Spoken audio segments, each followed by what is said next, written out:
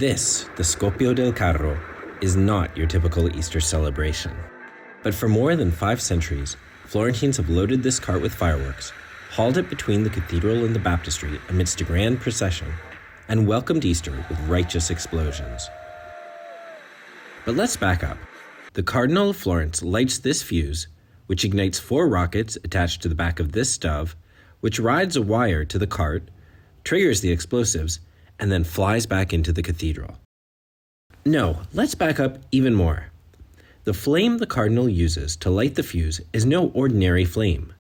It comes from a holy fire started the night before with these 3 flints said to have come from the tomb of the Holy Sepulchre in Jerusalem. That's the tomb in which it's believed Jesus was buried for 3 days before rising, the miracle that Easter commemorates. And around that very tomb in Jerusalem, every year on the day before Easter, Orthodox Christians gather to celebrate another holy fire, carried by the Greek Orthodox Patriarch from the tomb itself and distributed to the faithful. This tradition, older than Florence's, actually inspired it. Before the pyrotechnic cart, in the late 1100s or even earlier, the Bishop of Florence started a holy fire near the baptistery, and representatives of each Florentine family came to light a torch and bring the sacred fire back to their hearth. The idea of a holy fire traces back to early Christian times, and even further back to the Jewish practice of transforming the simple act of lighting evening candles into a religious ritual. Sometime early in the Florentine tradition, the Pazzi family received the special honor of being the first to receive the holy fire.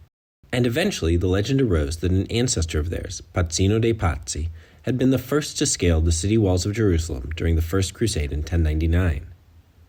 The 3 flints, now kept in the Proto-Renaissance church of Santi Apostoli, were supposed to have been gifts to Pazzino from the first Christian king of Jerusalem. Although the Crusades probably brought knowledge of the custom in Jerusalem back to Florence, historical records suggest that Pazzino's story is more myth than reality, since Florentines didn't participate in the First or Second Crusades.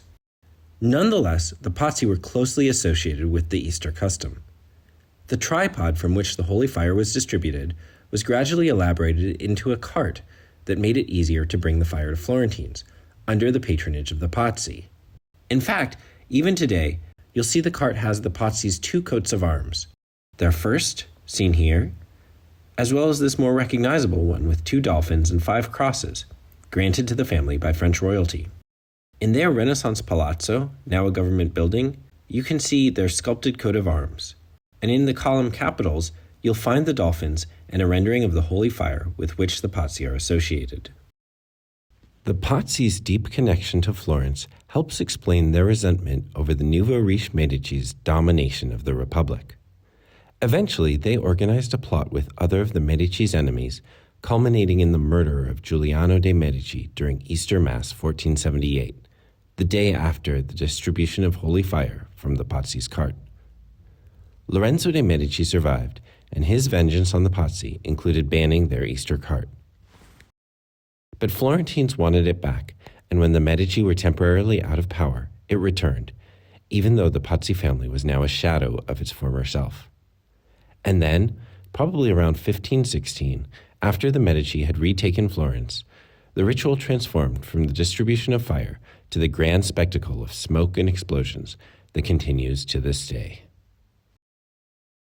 Much of the material in this video comes from research by the Florentine priest Don Roberto Gulino, who recently published a book called The True Story of the Scoppio del Carro, as well as a carefully documented academic study on the history of this unique Florentine tradition.